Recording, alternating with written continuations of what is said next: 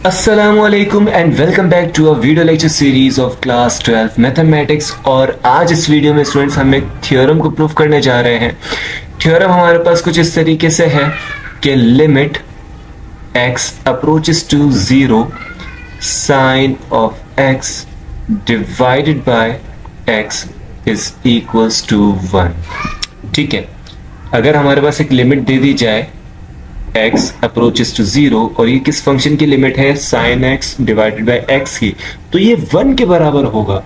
अगर आप इसको बगैर थ्योरम के देखें तो ये जो हमारे पास डिनोमिनेटर में 0 आ रहा है स्टूडेंट, ये लीड कर रहा है टूवर्ड्स 0 की तरफ, है ना। जैसे यहाँ पे 0 पुट करेंगे तो sine of 0 divided by something 0, और डिनोमिनेटर में तो हमने देखा है जब भी 0 आता है तो वो तो इनफाइनाइट हो जाता है। तो फिर यहाँ पे क्या चक्कर है, ये 1 के बराबर क्यों आ रहा है? आज इसी मिस्ट्री को हम यहाँ पे सॉल्व करने जा रहे हैं ज्योमेट्रिकली, तो मेरे साथ रहिएगा यहाँ पे। ठीक है, तो इसे सॉल्व करने के लिए स्टूडेंट सबसे पहले तो हमें क्या चाहिए, एक यूनिट सर्कल चाहिए, है ना। तो ये मैंने एक यूनिट सर्कल ले लिया। स्टूडेंट्स मान के चल रहे हैं हम कि यहाँ पे ये जो सर्कल है ये यूनिट सर्कल है। अच्छा, एक चीज मैं यहाँ पे बताना भूल गया कि ये जो x होगा ना, ठीक है, यहाँ पे जो हमारे पास ये x आ रहा है ये रेडियन के अंदर होना चाहिए।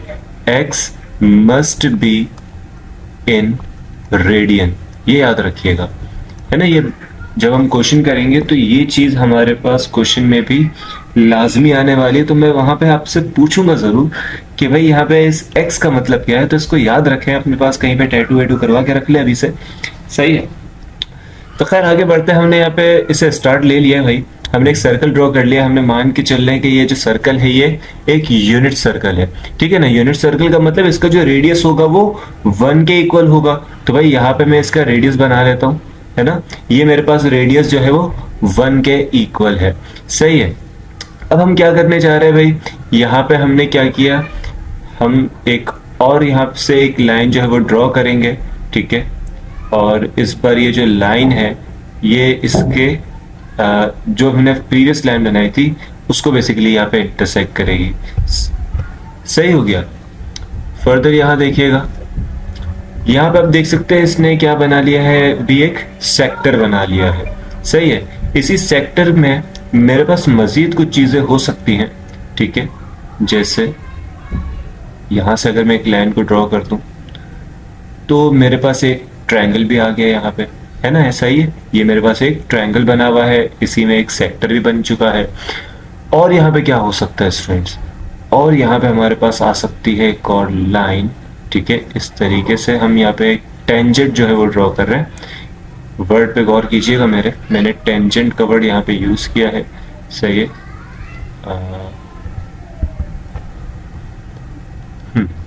इस टेंजेंट को हम यहाँ इस सेंटर से अगर जोड़ दें तो स्टूडेंट ये हमारे पास कुछ इस तरीके से हो जाता है, सही है।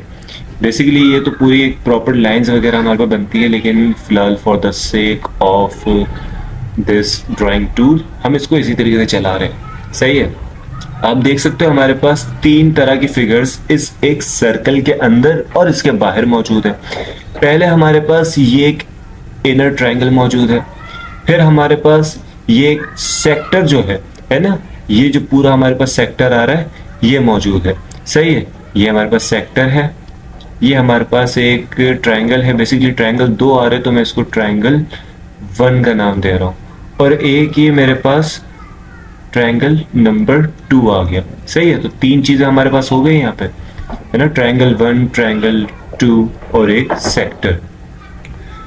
अच्छा, मैं यहाँ पे अगर आपसे पूछूं कि इन तीनों के जो एरिया होंगे, area of this triangle 1, area of this sector and area of this triangle number 2, इन तीनों में क्या रिलेशन होगा, तो आप यहाँ से देख के बता सकते हो कि भाई ये जो हमारे पास पहला ट्रायंगल है इसका एरिया सबसे कम होने वाला है, और जो हमारे पास ये सेक्टर है इसका एरिया स्लाइटली ग्रेटर होगा इस ट्रायंगल नंबर 1 के एरिया से, और जो भाई हमारा ट्रायंगल नंबर 2 है इसका एरिया सबसे ज्यादा होने वाला है ना।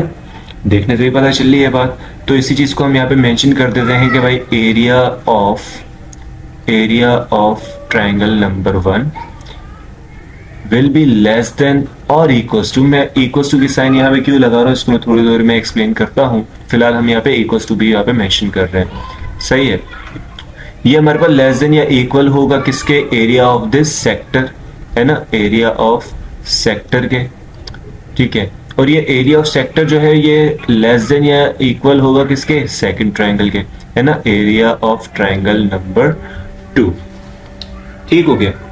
अब जरा बात करते हैं भाई हम एरिया ऑफ ट्रायंगल नंबर 1। ये जो पहला ट्रायंगल आ रहा है इसका जो एरिया है ये किसके बराबर होगा। तो इसके लिए हम क्या करते हैं भाई, एक सबसे पहले तो एक एल्टीट्यूड देगा कि मेरे भाई बिल्कुल सीधी लाइन आई है ना, लग भी रही है सीधी। अब ये जो हमारे पास सीधी लाइन आई है हमारे पास क्या होगा, इसका एल्टीट्यूड होगा, ठीक है। स्टूडेंट हम जानते हैं कि ये अगर हम सपोज कर ले कि पॉइंट ओ है, ये हमारे पास जो पॉइंट था ये पॉइंट बी था और इस पॉइंट को मैं ए मान लेता हूँ, तो ओ ए और बी, है ना, ये मेरे पास एक ट्रायंगल मौजूद है जिस पे मैंने परपेंडिकुलर जो बनाया है ये कहीं पॉइंट डी पर आ रहा होगा, सही है। इसका जो एंगल है ना स्टूडेंट, यही एंगल हमारे पास है एंगल एक्स, ठीक है, जो कि रेडियन के अंदर होना चाहिए। मैं बार बार इस बात पे जोर दे रहा हूँ कि भाई ये याद रखिएगा ये एंगल रेडियन के अंदर होना चाहिए, ठीक है। अच्छा जी, अब मुझे यहाँ इस परपेंडिकुलर की लेंथ, अगर मैं आपसे पूछूं कि इस परपेंडिकुलर की लेंथ क्या होगी, क्योंकि एरिया है, एरिया के अंदर हमें क्या चीज चाहिए होती है, 1/2 बेस मल्टीप्लाई बाय हाइट। तो इसकी जो बेस है वो तो हमारे पास 1 के बराबर है ना, ये हमारे पास पूरी बेस कहलाएगी और ये तो हमारे पास 1 है। कैसे पता चला भाई मुझे 1, क्योंकि सर मैंने पहले ही बता दिया कि हम एक यूनिट सर्कल लेने वाले हैं, ठीक है। तो ये भी 1 होगा, ओ से लेके ए तक की जो लेंथ है वो भी 1 होगी, लेकिन ए और डी की बात करें तो ये 1 नहीं होगी, ये हमारे पास किसके बराबर होगी। तो भाई यहाँ से हम एंगल से इसकी लेंथ निकाल सकते हैं, ये हमारे पास होगा साइन थीटा के बराबर, मतलब साइन एक्स के बराबर, है ना। साइन एक्स का फॉर्मूला क्या होता है, परपेंडिकुलर ओवर हाइपोटेन्यूज। तो भाई परपेंडिकुलर हमारे पास ये जो लेंथ है विच इज ए डी, सही है, divided by hypotenuse. Student hypotenuse A और ओ की लाइन होगी, ये रेडियस भी है तो इसको 1 कहेंगे, और यहाँ पे आ गया साइन एक्स। तो मुझे पता है जो मेरा परपेंडिकुलर है वो किसके बराबर आ जाएगा, साइन एक्स के बराबर आ जाएगा। तो यहाँ जब मैं एरिया ऑफ ट्रायंगल नंबर 1 की बात करूंगा तो इसका फॉर्मूला है 1/2 base multiply by height. Base हमारे पास 1 है और हाइट स्टूडेंट कितनी आई हमारे पास, साइन एक्स के बराबर आ गई। तो यहाँ पे मैंने लिख दिया 1/2 multiply by 1 multiply by sine x less than और equals to area of sector. Student area of sector का फॉर्मूला हमारे पास होता है 1/2 आर स्क्वायर थीटा, है ना। और आर स्क्वायर हमारे पास क्या है, 1 का स्क्वायर, है ना, रेडियस तो 1 है, और थीटा हमारे पास हो जाएगा x, तो ये हो जाएगा x/2, सही है। बाद में इसको डिफाइन करके देखते हैं। भाई आगे बढ़े तो ये हमारे पास आ रहा है एरिया ऑफ ट्रायंगल नंबर 2, है ना, सेकंड ट्रायंगल। तो भाई सेकंड ट्रायंगल के अंदर अगर हम एरिया की बात करें तो 1/2 base multiply by height. Base तो इसकी 1 है, इसकी हाइट क्या है, तो भाई याद होगा ये मैंने कहा था कि मैं टेंजेंट बना रहा हूं, तो क्या ये लाइन tan थीटा के बराबर होगी। चलिए इसे एनालाइज करके देखते हैं, यहाँ पे मैं इसको एनालाइज कर रहा हूँ, सही है। भाई tan थीटा का फॉर्मूला मेरे पास क्या होता है, tan थीटा हमारे पास बराबर होता है परपेंडिकुलर ओवर बेस के, है ना। परपेंडिकुलर मेरे पास ये वाली लाइन है, सही है, ये मेरे पास कोई लाइन आ रही है, सपोज कर लें इस लाइन को मैं कह रहा हूँ क्या कह सकते हैं, इसको ए डैश कह देते हैं, सही है। तो ये परपेंडिकुलर मेरे पास बराबर होगा ए डैश बी के डिवाइडेड बाय बेस, और बेस कितनी है मेरे पास 1 के बराबर, तो ये मेरे पास 1 आ जाएगा इक्वल्स टू tan x, है ना। 1 मल्टीप्लाई होगा तो ये परपेंडिकुलर है, परपेंडिकुलर किसके बराबर आ जाएगा, tan x के बराबर आ जाएगा। तो ये तो हमारे पास परपेंडिकुलर आ गया tan x के बराबर, है ना, मतलब ये हाइट हो गई। तो भाई अब इसका फॉर्मूला हमारे पास क्या होगा, 1/2 बेस जो कि 1 के बराबर है ना, O से लेके B तक का डिस्टेंस 1 है, मल्टीप्लाई बाय tan x, सही। तो भाई यहाँ पे हमारे पास आ जाएगा sin x/2, सही है। यहाँ पे हो जाएगा x/2 और यहाँ आ जाएगा हमारे पास 10x/2। सही है। 2 से पूरी वैल्यू को मल्टीप्लाई करवाएं तो स्टूडेंट्स आ जाता है हमारे पास sin x, और यहाँ पे सिर्फ x, और यहाँ पे 10x। सही है। फर्दर यहाँ पे बात करें तो students sin x is less than और equal to x less than और इक्वल टू 10x। अब हम यहाँ पे क्या करने जा रहे हैं, हम इन तीनों को डिवाइड करवाएंगे sin x के साथ। सही है। तो यहाँ पर भी sin x से डिवाइड, यहाँ पर भी sin x से डिवाइड, और यहाँ पर भी sin x से डिवाइड। तो स्टूडेंट्स यहाँ पे आ जाएगा 1 लेस देन और equal to x over sin x, और लेस देन और equal to 10x upon sin x। Students 10x का फॉर्मूला होता है sin x, मैं यहाँ पे लिख लेता हूँ साइड में।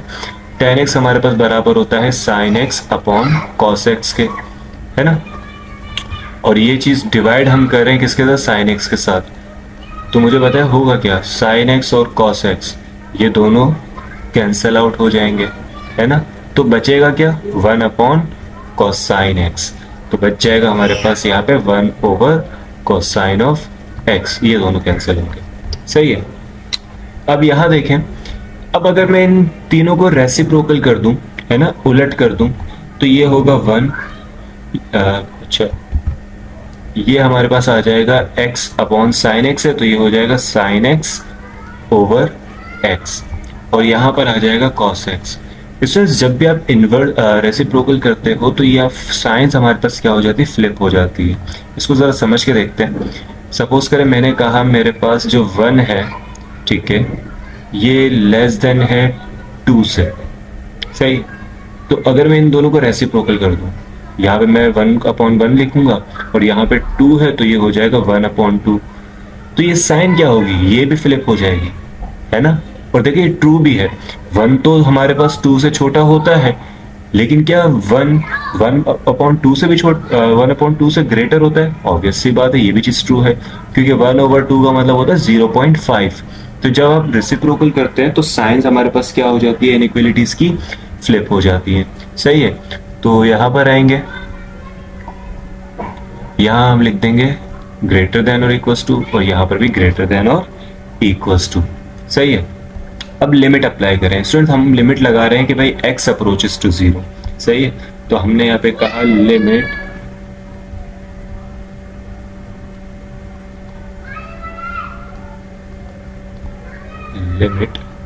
x approaches to 0 of sin x over x।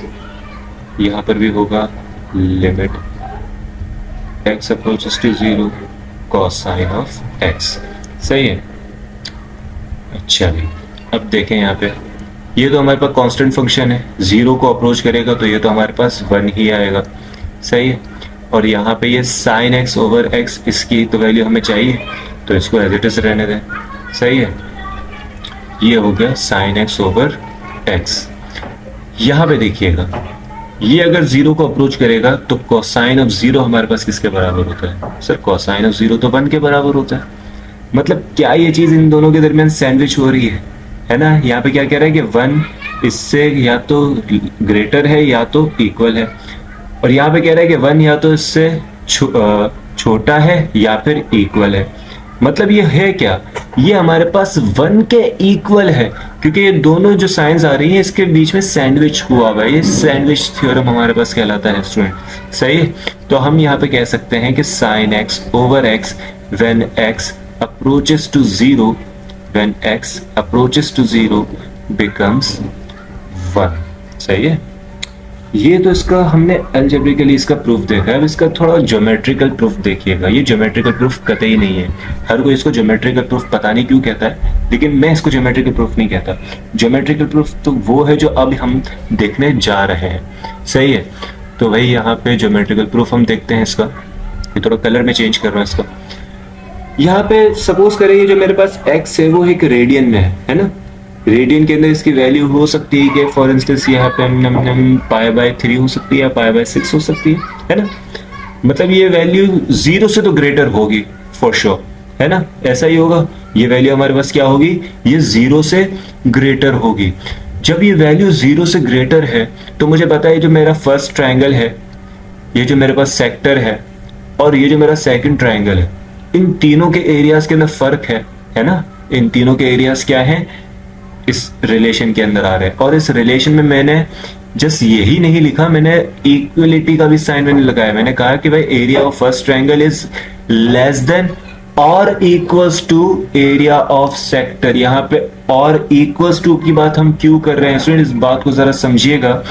क्योंकि जैसे ही मैं यहाँ पे इस एंगल को चेंज करता हूं, और कैसा चेंज कर रहा हूं, मैं इसको जीरो के करीब लेके जा रहा हूं, है ना। एंगल को हम जीरो के करीब कैसे लेके जा सकते हैं, सपोज करें ये भाई हैंडल दिया हुआ है हमें, है ना, और किसी बच्चे ने शरारत करके इस एंगल को यहां से बिल्कुल ड्रैग करके इस बी की तरफ लेकर आ गया, है ना, खींच के क्या कर दिया, इस पॉइंट को बी की तरफ गिराने की कोशिश कर दी। तो जैसे ये बी की तरफ गिरेगा तो ये एंगल जीरो हो जाएगा कि नहीं, है ना। ये जो हमारे पास ओ ए की लाइन है, ये ओ ए की लाइन भी इस ओ बी की लाइन पे बन जाएगी, ऐसा ही है। अब जरा सोचे कि ये हम पूरा गिरा नहीं रहे, उस बच्चे ने गिराया नहीं, उस बच्चे ने यहां पे कहीं पे रख के छोड़ दिया, बिल्कुल यहां पे, है ना, ये बिल्कुल यहां पे रख के छोड़ दिया। सर्कल की लाइन आ रही है, याद रखिएगा, ये बिल्कुल सर्कल की लाइन आ रही है। तो मुझे बताएं इस छोटे से टुकड़े के अंदर ये तीनों फिगर समा जाएंगी या नहीं, है ना। ये जो ट्राइंगल नंबर 2 है ये भी इसी के अंदर होगा, ये ट्राइंगल नंबर 1 है ये भी इसी के अंदर होगा, और ये जो सेक्टर है ये भी इसी के अंदर बना हुआ होगा। फील कर पा रहे कि नहीं। तो यहाँ पे हमारे पास ये जो छोटी सी फिगर आ रही है जिसमें एंगल जीरो के बिल्कुल करीब में है, बिल्कुल एकदम बगल के अंदर होगा ये जीरो के, सही है। तो जब ये जीरो को अप्रोच कर रहा है तो ये जो तीनों फिगर्स हैं ये तीनों एक दूसरे के इक्वल होती जा रही हैं, और इन तीनों फिगर्स के अंदर क्या चीज आ रही है भाई, हमारे पास साइन एक्स ओवर एक्स भी मौजूद है ना, ये वाली लाइन डिवाइडेड बाई ये वाली लाइन, है ना, यही होगी यहाँ पे। अब जैसे जैसे मैं इसको गिराऊंगा ये मेरे पास जो है लाइन होगी ये साइन एक्स कहलाएगी और ये मेरे पास एक्स कहलाएगा। तो इन दोनों का रेशियो हमारे पास किसके बराबर आएगा, एग्जैक्टली 1 के बराबर आएगा। When x approaches to 0, whenever the x approaches to 0। तो आई गेस यहां से इसका ज्योमेट्रिकल जो फील है वो आप सबको मैं दिला सका हूं, ठीक है। तो आज के स्टूडेंट्स इतना ही रखते हैं, ठीक है। मुलाकात होगी आप सबसे नेक्स्ट वीडियो में, तब तक के लिए अल्लाह हाफिज।